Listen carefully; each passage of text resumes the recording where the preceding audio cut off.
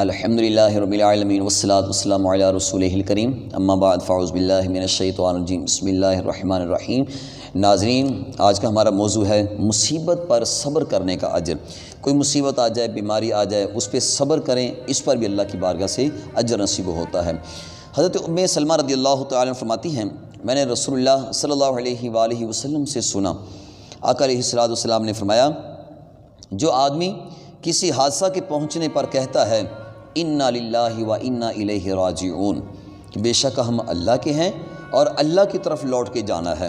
مصیبت اس پہ آئی، اس میں پریشانی آئے، اس نے یہ کلمات پڑھ لیے، یعنی اس وقت بھی صبر کرتے ہوئے اپنے رب کا یہ نام پڑھ لیا کہ اللہ کے ہیں، اللہ کی طرف لوٹ کے چلے جانا ہے۔ جو اتنا پڑھتا ہے تو اس وقت اللہ تعالیٰ اسے مصیبتوں سے چھٹکارا عطا فرما دیتا ہے، اس کے مصائب کو دور کر دیتا ہے، اس کی پریشانیاں دور کر دیتا ہے، اور اس کا بہتر اللہ تعالیٰ جو عوض ہے، جو نعم البدل ہے، وہ بھی عطا فرماتا ہے۔ حضرت ام سلمہ رضی اللہ تعالیٰ عنہ فرماتی ہیں، جب حضرت ابو سلمہ رضی اللہ تعالیٰ عنہ کا وصال ہوا، میں نے اس طرح آقا کو اگر خبر دی کہ یا رسول اللہ صلی اللہ علیہ وآلہ وسلم، حضرت ابو سلمہ کا وصال ہو گیا ہے۔ آقا علیہ الصلوۃ والسلام نے فرمایا کہ تم دعا کرو کہ اللہ تعالیٰ اس کا نعم البدل عطا فرمائے۔ حضرت ام سلمہ نے اللہ کی بارگاہ میں یہ دعا کی، یا اللہ مجھے بہتر نعم البدل عطا فرما۔ وہ دعا قبول ہوئی، اور حضرت ام سلمہ فرماتی ہیں کہ اللہ تعالیٰ نے مجھے ان سے بہترین شخص یعنی حضرت محمد مصطفیٰ صلی اللہ علیہ وآلہ وسلم عطا فرما دیے، یعنی حضرت ام سلمہ کا نکاح آقا علیہ الصلوۃ والسلام کے ساتھ ہوا۔ ناظرین، مصیبت پہ صبر کرنے پر اللہ کی طرف سے عنایات نصیب ہوتی ہیں۔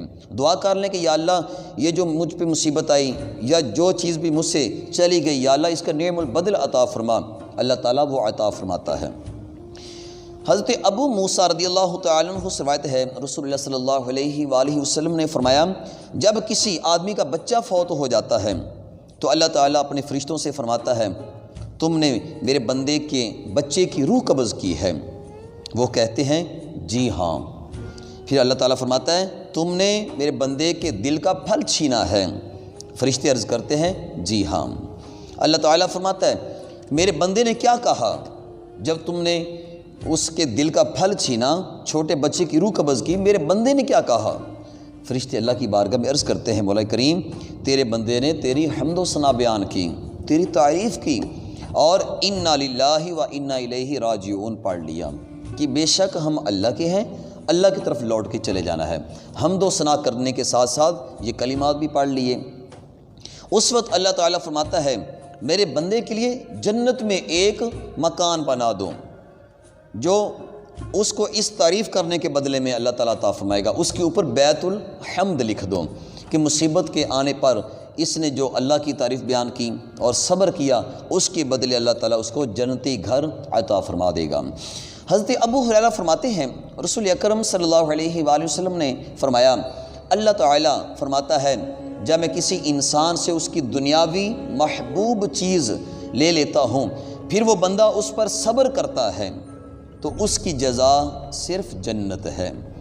مصیبت آئی یا کوئی دنیاوی محبوب چیز اللہ نے لے لی، اس پر صبر کیا، اس پر جنت ہے۔ حضرت اسامہ بن زید رضی اللہ تعالیٰ عنہ روایت فرماتے ہیں، نبی اکرم صلی اللہ علیہ وآلہ وسلم کی ایک صاحبزادی نے آقا علیہ الصلوۃ والسلام کو پیغام بھیجا، اطلاع دی کہ ان کا ایک بچہ قریب الموت ہے۔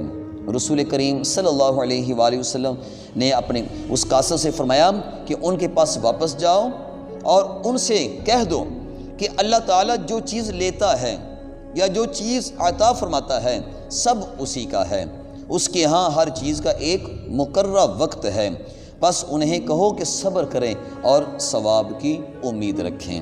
ناظرین، یہ دیکھا اپنی مصیبت پر صبر کرنے کا کتنا بڑا اجر ہے۔ تو اس لیے جب مصیبت آئے، بیماری آ جائے یا قریب المرگ وقت ہو، تو اس وقت شکوہ شکایات یا جذبات میں آ کر زبان سے کوئی ایسی الٹی سیدھی باتیں نہیں، اس وقت جب بھی ایسی صورتحال ہو، مصیبت ہو، پریشانی ہو، صبر کر لیں گے اور اللہ تعالیٰ سے ثواب کی امید رکھیں گے، انشاءاللہ خالق کائنات مصیبت بھی دور فرمائے گا، اس پر اجر بھی عطا فرمائے گا۔ خالق کائنات ہمیں مصیبت پہ مصیبت پہ صبر کرنے کی طاقت نصیب فرمائے۔ آمین بجاہ النبیین، وآخر دعواہم ان الحمد للہ رب العالمین۔